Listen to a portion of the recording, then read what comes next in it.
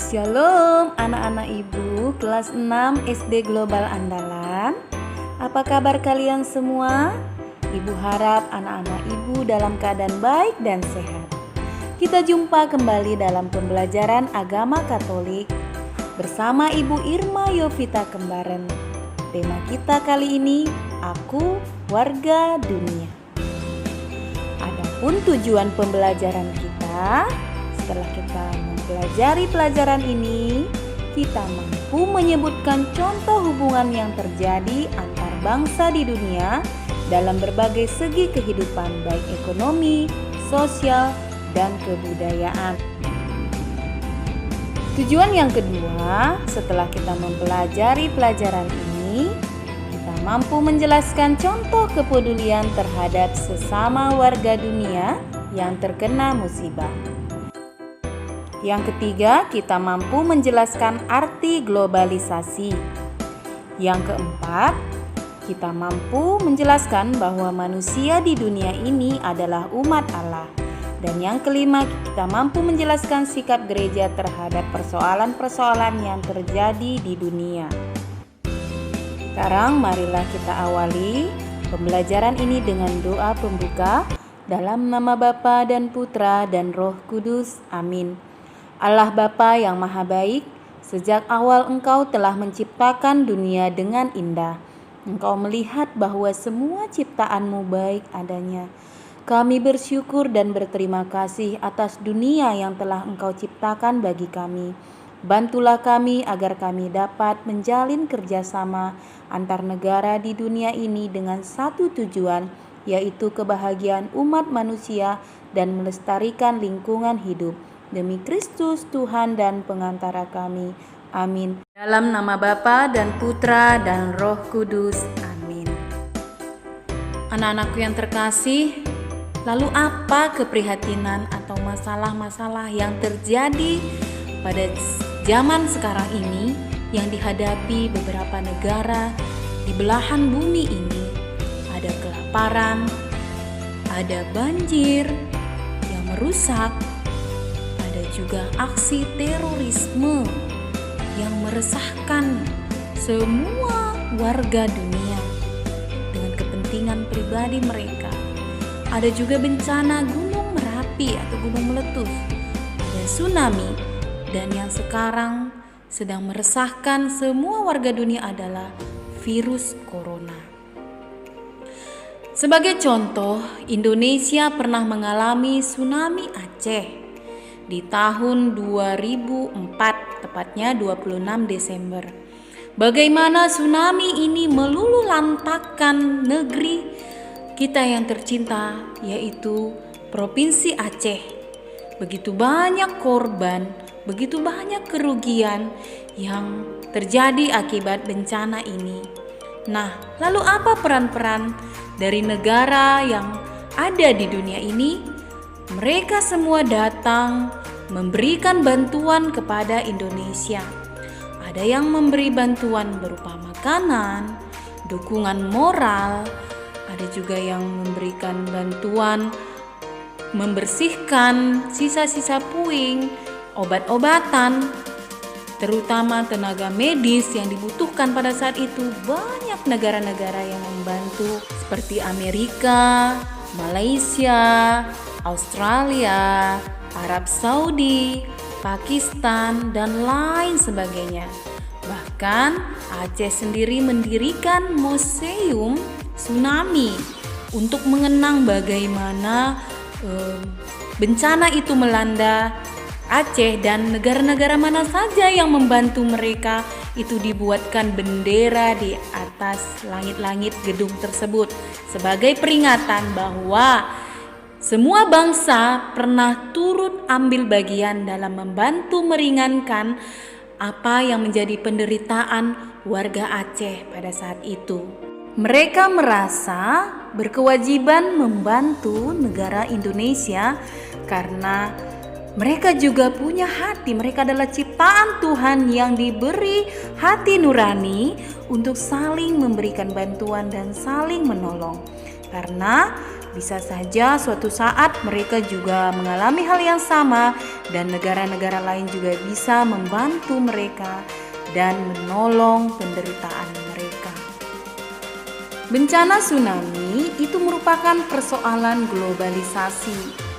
Apa itu globalisasi? Globalisasi adalah persoalan dunia. Jadi ketika ada bencana, hubungan antar negara itu tidak lagi tersekat-sekat. Ya, yang bisa membawa dampak positif dan juga negatif.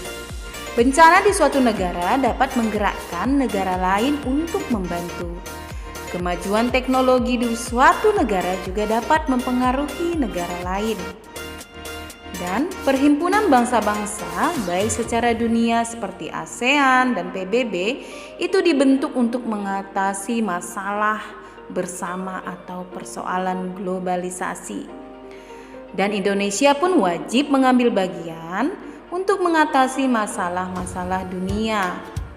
Nah, apa saja organisasi dunia yang diikuti atau yang ada di dunia yang melibatkan Indonesia? Bisa kamu lihat banyak organisasi-organisasi dunia yang Ibu tampilkan di layar. Ini semua adalah bertujuan untuk mengatasi masalah-masalah antar negara yang mungkin tidak bisa diselesaikan oleh negara itu sendiri. Jadi dengan menggabungkan diri menjadi bagian dari organisasi dunia ini diharapkan memudahkan suatu negara untuk mengatasi persoalan-persoalan yang sedang dihadapi. Lalu apa peran gereja di tengah persoalan globalisasi? Apakah gereja juga mengambil peran? Ya, gereja turut ambil bagian dalam permasalahan globalisasi. Gereja selalu ikut membantu mengatasi permasalahan-permasalahan yang sedang dihadapi. Segala bentuk penderitaan menjadi perhatian gereja. Dan sebagai murid Kristus, gereja merasa punya kewajiban membantu sesama dalam menghadapi dan mengatasi segala bentuk penderitaan mereka. Hal itu tertuang dalam Gaudium et Spes artikel 1, kegembiraan dan harapan, duka dan kecemasan orang-orang zaman sekarang, terutama kaum miskin dan siapa saja yang menderita, merupakan kegembiraan dan harapan, duka dan kecemasan para murid Kristus juga. Hal ini menunjukkan bahwa gereja senantiasa ingin ambil bagian dalam permasalahan dunia, baik itu dalam suka maupun duka. Seperti yang tertulis dalam Mazmur 47 bahwa Allah adalah Raja segala bangsa. Dan kitab Mazmur ini sebenarnya bertujuan untuk memuliakan Allah sebagai Raja dunia. Sebagai manusia kita patut memuji dan meluhurkan Allah sebagai Raja. Raja yang dimaksudkan adalah Raja bangsa-bangsa di dunia ini. Semua pemimpin bangsa akhirnya akan datang menggabungkan diri dengan umat terpilih. Dan pada akhirnya kita umat manusia adalah umat Allah, pilihan Allah. Sehingga demikian kita sebagai umat Allah perlu bekerja sama satu dengan lain untuk menjaga keutuhan dunia ini. Dengan ikut ambil bagian dalam mengatasi permasalahan, kita bisa disebut sebagai murid-murid Yesus yang menjadi saksi Kristus di tengah-tengah masyarakat, sehingga kita disebut sebagai gereja yang peduli. Gereja adalah diri kita. Bagaimana kita memberikan diri kita, menunjukkan kepedulian kita terhadap persoalan-persoalan yang sedang dihadapi.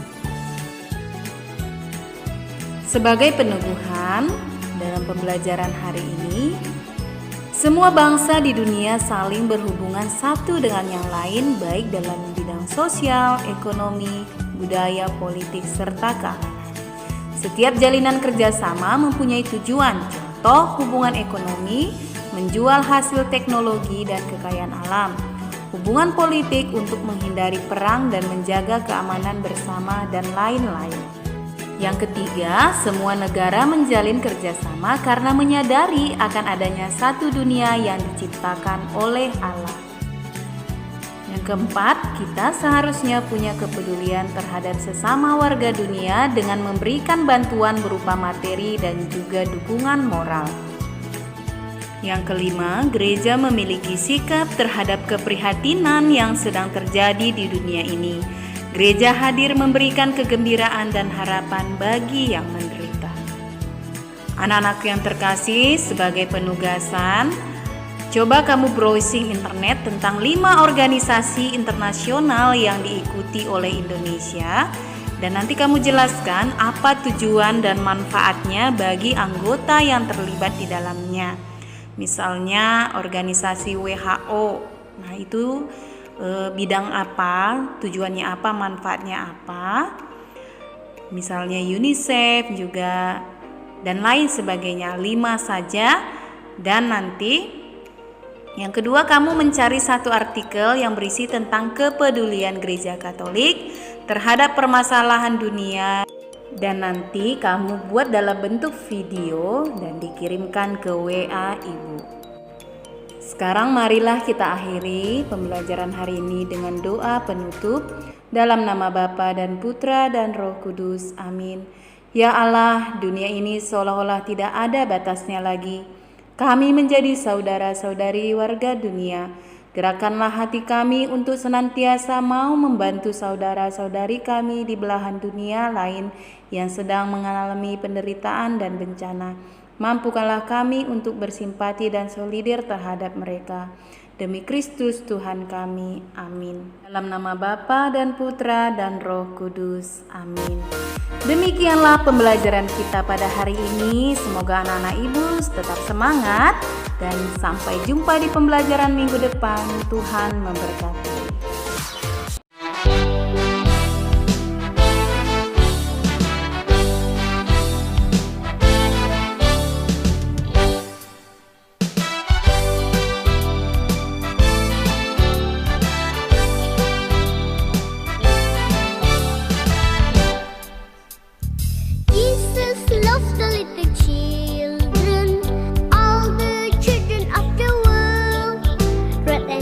Black and white, there are precious in his sight. Jesus loved the little